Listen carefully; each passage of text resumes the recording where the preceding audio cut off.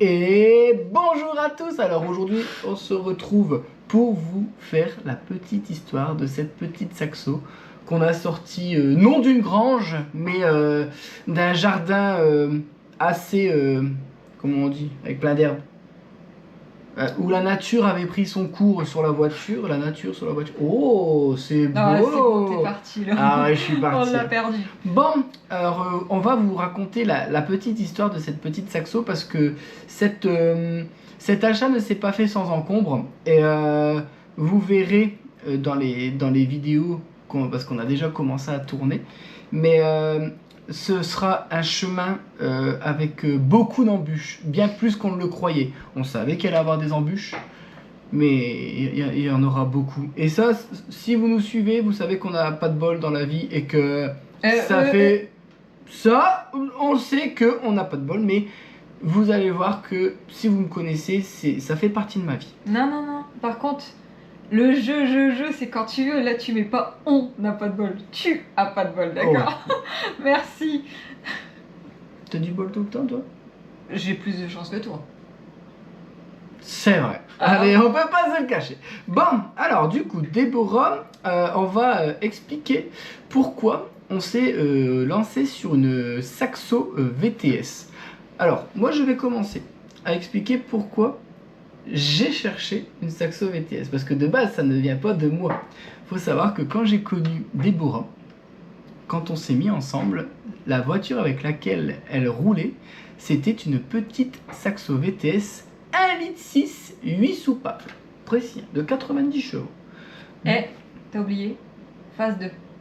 Ah, mais non, mais si tu dis phase 2, c'est parce qu'ils vont pas comprendre par rapport à ça. Ok. Donc, elle avait une phase 2.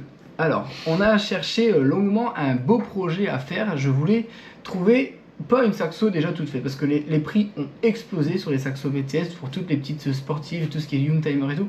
Les prix explosent. Et on voulait vraiment faire un projet restauration parce qu'on adore restaurer. Si vous nous suivez, que ce soit pour les voitures et les maisons, vous savez qu'on adore restaurer. Et un jour, je tombe sur une annonce où je trouve une saxo VTS 1,6 litre, 8 soupapes, 90 chevaux, le même moteur que Déborah avait quand je l'ai connue.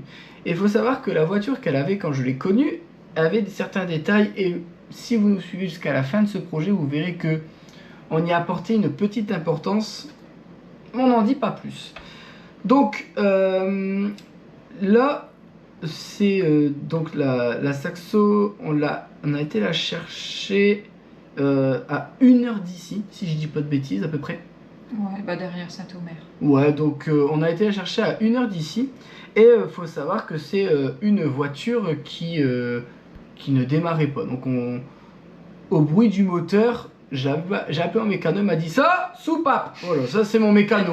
Faut savoir que mon mécano, au bruit, il trouve la panne.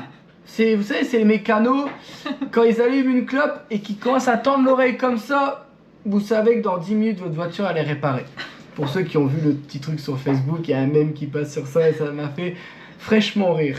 Donc, il faut savoir que cette voiture a été entreposée dans un jardin de 2016 à 2024, si je ne dis pas de bêtises. Et tout ça, je le tiens pas de la personne à qui j'ai acheté, mais j'ai retrouvé l'ancien propriétaire à qui cette voiture a appartenu, je vais pas dire un nombre d'années, mais à qui elle a appartenu très longtemps. Donc, faut savoir que du coup, de 2016 à 2024, elle a traîné dans son jardin. Et du coup, elle n'a pas tourné tout ce temps. Cette personne-là était tout particulièrement attachée à ce véhicule parce que, bon, bah voilà, il a une petite histoire de famille avec cette voiture. On va pas rentrer dans les détails parce que ça ne se fait pas. Et pour normal, c'est un petit peu d'intimité, c'est normal, mais cette voiture était sentimentale à ses yeux et il a eu du mal à la revendre. Donc, il a quand même revendu à un jeune qui a dit qu'il cherchait une petite voiture pour la restaurer entièrement et tout ça. Et du coup, il a dit, écoute, moi j'ai une saxo VTS, mais par contre, attention, il y a un travail monumental à faire dessus. Le moteur est à remettre en route, il est tournant, mais il faut remettre en route. Donc vous savez, quand un véhicule ne tourne pas pendant 6-8 ans, vous savez que vous ne devez pas faire n'importe quoi. Ensuite, la rouille. La rouille, elle va attaquer tout le dessus. Donc, les trois quarts, c'est de la rouille de surface, mais il y a des endroits où ça a perforé un petit peu. Donc, tout ça, on va pouvoir le refaire. Nous, on sait d'où ça vient, mais la personne dit ça, vous inquiétez pas, je sais faire, je sais faire, je sais faire. Bon, le mec lui dit bon bah voilà, si tu veux j'ai même des pièces d'une autre saxo que j'avais gardé tout ça, mais bon ça c'est pas le plus important. Du coup le mec lui achète la saxo avec plein de pièces, tout. Il y avait vraiment plein de petits trucs qui coûtaient cher, un volant tulipé, un OMP, il y avait vraiment beaucoup de choses dessus. Et le mec il a vendu un intérieur complet, enfin bref il y avait plein de pièces en plus de la voiture. Le mec l'achète et il arrive à la remettre en route le jour même. Et du coup, le mec fait il arrive à la remettre en route, il part dans les champs, il a fait 6 km avec la voiture, et là, la voiture tombe en panne. La voiture, boum, elle démarre plus, et c'est là qu'il envoie la fameuse vidéo à l'ancien propriétaire, et que j'ai montré à mon mécano et qui a fait soupape. Et vous verrez, c'est non, je vais rien dire sur cette vidéo là parce qu'il va falloir regarder les autres vidéos si ce projet vous intéresse forcément. Donc nous avons racheté la voiture à ce monsieur et en discutant avec ce monsieur, c'est là qu'on a eu le contact avec l'ancien propriétaire parce qu'il avait des pièces et c'est là qu'on a connu toute l'histoire de la voiture. Et il faut savoir qu'en fait quand nous on a acheté la voiture, elle avait vraiment beaucoup de coups, la carrosserie était morte et tout. Et le monsieur était un petit peu écœuré parce qu'il m'a dit moi quand je l'ai vendue elle avait qu'un petit coup sur l'aile avant. Parce que ma voiture elle était certes rouillée de partout, mais par contre niveau carrosserie elle était nickel. J'ai dit ah, bah par contre voilà, moi je lui envoie des photos de sa voiture dans l'état actuel et... Ah il est tombé de haut comme on dit, hein. Il est tombé de haut et j'étais un petit peu dégoûté pour lui parce qu'il faut pas oublier que cette voiture était assez sentimentale et qu'il voulait vraiment trouver quelqu'un pour la restaurer.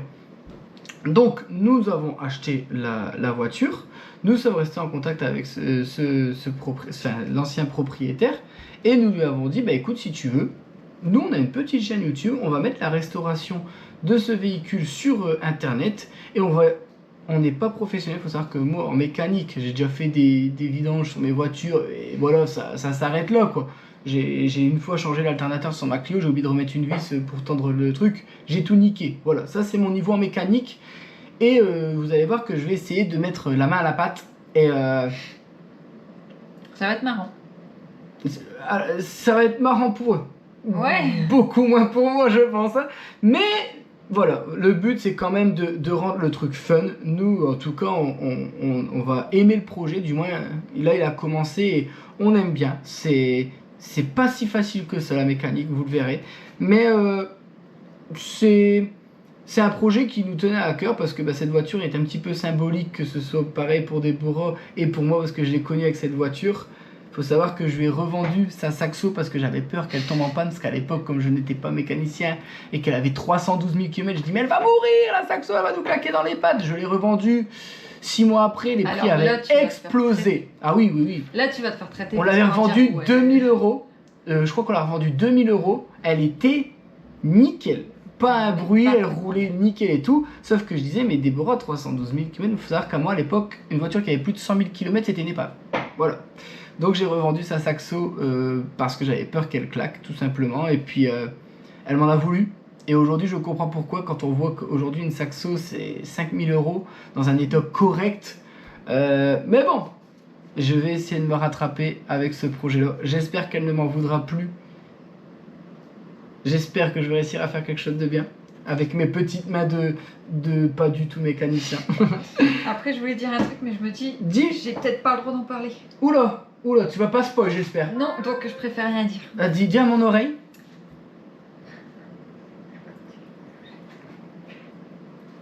Ça, faut pas le dire. Faut vraiment pas le dire.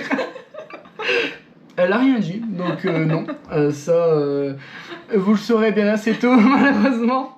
Donc là, c'est sur cette petite vidéo de présentation, donc on vous a donné comment on est arrivé à choisir ce projet-là. Donc il y a énormément de travail, moteur à remettre en route, carrosserie à refaire, rouille à traiter, qu'est-ce que ça va refaire. Et nous, vraiment, le but, ce ne sera pas de la rendre neuve. Je pense pas qu'on puisse, à moins de dépenser vraiment des fortunes, mais avec un budget, je vais pas dire un petit budget, parce qu'on va quand même mettre de l'argent dedans. On va vraiment essayer de se faire plaisir sur cette voiture, mais sans non plus mettre le prix d'une Mercedes dedans. Mais on va essayer de rester dans un budget de... À la fin, il faudrait qu'on s'en sorte pour 4-5 000 euros, le prix d'une Saxo, mais qu'on ait fait quelque chose de vraiment propre de nos mains. Et vous allez voir que même Déborah va mettre la main à la pâte, et ça vaut le coup d'œil aussi. Parce que des femmes qui font de la mécanique, il n'y en a pas beaucoup. Mais alors Déborah qui n'a même jamais fait de vidange, elle, hein. Ouais, moi j'ai cette petite expérience, je peux me la péter un petit peu. T'as jamais fait de vidange? Non, t'as déjà mis du produit ici, essuie-glace? Non. Si, je crois aussi. Ah, parce que j'allais dire, moi j'ai cette expérience-là. Bon voilà, le niveau de mécanique de Déborah se résume à un plein de liquide d'essuie-glace. Voilà. Donc ça vous donne à peu près le schéma de ce qui va se passer.